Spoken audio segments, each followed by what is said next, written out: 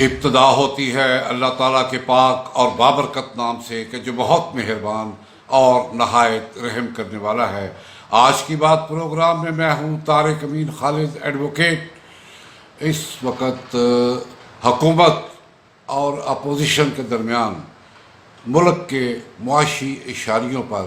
زبردست لیدے ہو رہی ہے۔ حکومت کے ترجمان جن میں اسد عمر ہیں، شوکت ترین صاحب ہیں یا دیگر لوگ ہیں، حماد اظہر صاحب ہیں، یہ سب لوگ بڑے وثوق سے بتا رہے ہیں کہ پاکستان ترقی کی منازل طے کر رہا ہے اور معاشی طور پر ہم مضبوط ہو رہے ہیں، جبکہ مفتاح اسماعیل اور زبیر صاحب جو ہے وہ بتا رہے ہیں کہ معیشت کا بیڑا غرق ہو گیا۔ اور تازہ ترین بلاول بھٹو صاحب کا یہ بیان کہ پاکستان کی معیشت کو تباہ کر دیا گیا ہے، یہ اپنی جگہ ہے۔ اور ان حالات میں پی ٹی آئی کی کور کمیٹی کے اجلاس میں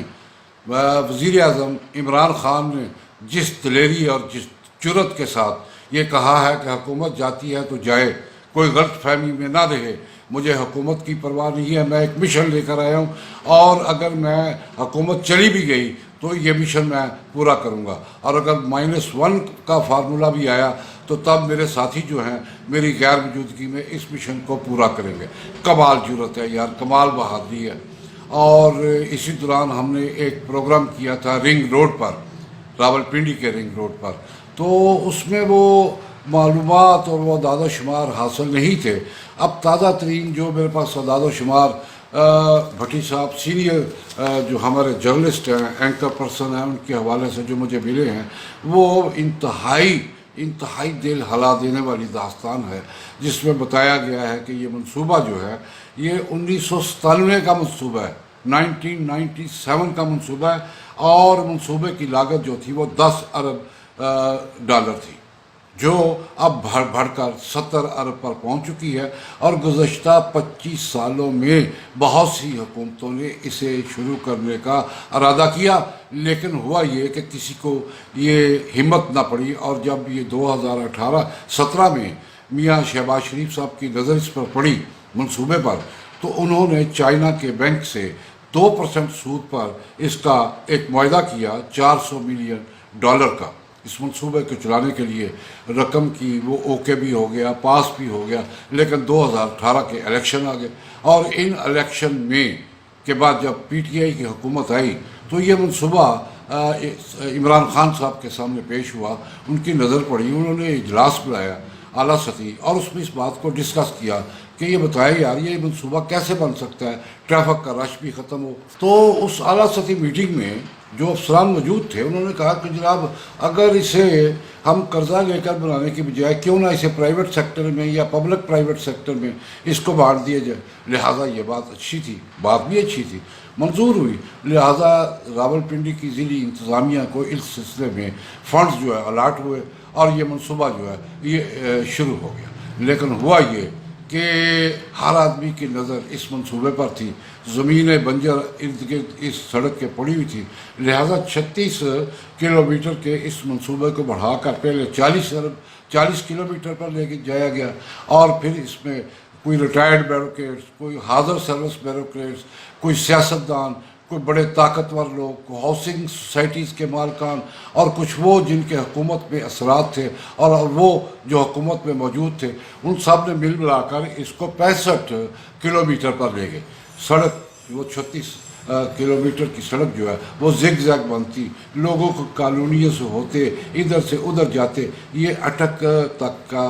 چلی گئی۔ اور جب اس سلسلے میں معاملہ اس طرح بڑھا تو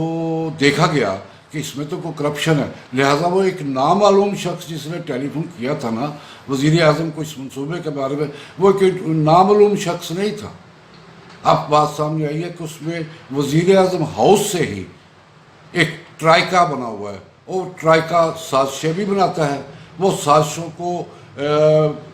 پبلک بھی کرتا ہے، اس پر رائے عامہ بھی لیتا ہے، اور اپنی مرضی کے فیصلے اور اپنی مرضی کے منصوبے شروع کرانے میں، لوگوں کو ہٹانے میں، ان کو لانے میں، کسی کو اوپر لے جانے میں، کسی کو نیچے لے جانے میں اس ٹرائکا کا بڑا ہاتھ ہے۔ اور بات یہ ہے کہ وزیر اعظم اس ٹرائکا کی بات کو بڑی دلچسپی سے سنتے بھی ہیں اور مانتے بھی ہیں، لہٰذا ہوا یہ کہ ایک کمشنر راولپنڈی اس کی بھینٹ چڑھ گیا اور کچھ دوسرے افسر بھی، لیکن اب معاملہ ٹھنڈا ہوتا نظر آ رہا ہے۔ لیکن اس میں 121 ارب روپے جو اب تک کی تحقیقات ہیں وہ لوگوں نے کمائے ہیں، پلاٹوں کو بیچ کر، پلاٹوں کو خرید کر، اور اس میں ہاؤسنگ سوسائٹیوں نے علیحدہ طور پر جو ہے اس میں جو پیسے کمائے ہیں وہ بھی اپنی جگہ پر، یعنی ایک بڑی خبر ہے کہ انہوں نے بھی اس میں 8 ہاؤسنگ سوسائٹیوں نے 10,000 کنال زمین جو ہے اس کی خرید و فروخت میں 35 ارب روپیہ کمایا، جبکہ 60 ہاؤسنگ کالونیوں نے اس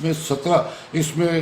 1 ارب 70 کروڑ روپیہ کمایا۔ لیکن ہوا کیا ہے؟ اب دیکھیں نا جی، کمانے والے تو کما گئے اور جن کو نکالنا تھا وہ نکل گئے، لیکن نقصان کس کا ہوا ہے؟ وہ جو بیچارے عام آدمی جنہوں نے اپنی زندگی بھر کی پونجی جمع کی ہوئی تھی، ان کی پونجی لٹ گئی ہے جناب۔ ان کو کاغذوں میں پلاٹ ملے ہیں اور کاغذوں میں قیمتوں کی ادائیگی ہو چکی ہے، ان کی جیبوں سے رقم نکل چکی ہے، پہنچنے والوں کی جیبوں میں پہنچ چکی ہے، لیکن ان بیچاروں کا ایک مرتبہ پھر عوام اس منصوبے میں لٹ گئی ہے، بیچاری عوام اس منصوبے میں لٹ گئی ہے، اور اب اس کی تحقیقات کو آگے بڑھایا جا رہا ہے۔ لیکن بات میں یہی ختم کرتا ہوں، بات آ جاتی ہے پاکستان تحریک انصاف اور اس کے اندر سے نکلنے والے جیم گروپ کی، کہ صلح تو اس گروپ کے ساتھ، ہم خیال گروپ کے ساتھ کسی حد تک ہو چکی ہے، اور ان کا وفد جو ہے وہ وزیر اعلیٰ پنجاب سے بھی مل چکا ہے، لیکن میں سمجھتا ہوں کہ چنگاری جو ہے ابھی راکھ کے نیچے پڑی ہوئی ہے اور زندہ ہے۔ یہ کسی وقت بھی چنگاری جو ہے وہ شعلہ اختیار کر سکتی ہے اور پہلے سے زیادہ تیزی کے ساتھ لپٹ سکتی ہے اپنے ارد گرد کے حالات کو، اور فیصلہ یہ ہوا ہے کہ بجٹ پاس ہوگا، وہ ہم خیال گروپ اس میں ووٹ دے گا۔ لیکن دوسری طرف میاں محمد شہباز شریف جو باہر جانے کے لیے عدالتی حکم لے کر ایئرپورٹ پہنچے تھے، اور وہاں سے ان کو قانونی بعض باتوں کی وجہ سے ان کو واپس بھیج دیا گیا، اب انہوں نے عدالت میں بھی رجوع کیا اور حکومت بھی عدالت میں رجوع کر رکھا ہے، لیکن اس کے ساتھ میاں شہباز شریف جنہوں نے کئی دہائیوں تک اقتدار میں بیٹھ کے اپنی حکمرانی کے وہ تمام رموز اور سمجھے ہیں، اور ان کی اپنی جو فہم اور فراست ہے وہ بھی اپنی جگہ ایک قابل اعتبار چیز ہے، لہٰذا انہوں نے پی ڈی ایم کے مردہ گھوڑے میں جان ڈالنے کے لیے سب کو اپنے گھر عشائیہ پر بلا لیا ہے، اور اس میں بیٹھ کے باتیں ہوں گی، اس میں بیٹھ کے ہوگا یہ کہ پیپلز پارٹی کو شامل کرنے کی کوشش کی جا رہی ہے۔ اگر پیپلز پارٹی بھی اس میں شامل ہوگی تو میں یقین سے کہتا ہوں کہ پی ڈی ایم کا وہ مردہ گھوڑا ایک مرتبہ پھر نئی روح، نئی جان، نئے خون اور نئے گھاس اور نئے چارے کے ساتھ جناب اگر وہ آ گیا دوبارہ میدان میں، تو حکمرانوں کے لیے جو ہے وہ ایک طرف جیم کا بھی خطرہ ہے، اپنے ہی اندر سے نکلنے والی جیم کا خطرہ ہے، اور دوسری طرف یہ اس اتحاد کا جو ہے اس کا بھی خطرہ ہے۔ اس لیے میں دیکھ رہا تھا ادارہ شماریات کی رپورٹوں کو، تو انہوں نے بتایا ہے کہ مہنگائی کا جن ابھی قابو میں نہیں آیا، ہفتہ وار کی بجائے روزانہ کی بنیاد پر مہنگائی بڑھ رہی ہے، اور مہنگائی میں اضافہ جو ہے یہ عام آدمی کے لیے انتہائی ناقابل برداشت ہوتا جا رہا ہے۔ حکومت چاہتی تو یہ ہے کہ اس کو کنٹرول کرے، لیکن ان کو سمجھ نہیں آ رہی کہ کس طریقے سے کنٹرول کیا جائے، لہذا حکومت کو اپنے کچھ ماہرین کو، کچھ دوستوں کو باہر کے ملک سے بھی بلانا پڑے تو ان کو بلا کے اس مہنگائی کے جن کو قابو کرے، ورنہ آنے والے دنوں میں اگر سیاسی میدان بہت زیادہ گرم ہو گیا تو وہ جو کوئی اس بات میں نہ رہے، مجھے حکومت جانی پڑی تو جانے دیں گے، کوئی پرواہ نہیں، یہ صرف زبانی باتیں ہوتی ہیں، عملی طور پر تکلیف تو ہوتی ہے، نقصان تو ہوتا ہے، اتنے سالوں کی جدوجہد ہے، تو ایسے نہیں جانی چاہیے۔ تو اس کے لیے جو راستہ ہے وہ مہنگائی کو کنٹرول کرنے کا ہے، اور شوکت ترین صاحب نے کہہ دیا ہے کہ اس مرتبہ یوٹیلٹی بلز میں اضافہ نہیں ہوگا، تو اچھی خبر ہے، اگر اس پر قائم رہیں تو اچھی بات ہے۔ لیکن جو اخبار میں خبر چھپی ہوئی ہے کہ بجٹ آنے سے پہلے ہی بجلی کے فی یونٹ 1 روپیہ 70 پیسے قیمت بڑھ چکی ہے، اس کا بھی جواب دینا۔ حماد صاحب کہتے ہیں کہ یہ تو 8 پیسے بڑھی ہے، لیکن हकीकत क्या होगी ये तो बिल आएंगे तो पता चलेगा। हुकूमत को इस तरफ तवज्जो देनी चाहिए और यही वक्त की आवाज़ है और यही आज की बात है। आपसे गुजारिश है कि बराए करम इस हमारे प्रोग्राम को पसंद भी करें, लाइक भी करें और शेयर भी करें। आपका बहुत शुक्रिया। Thank you very much.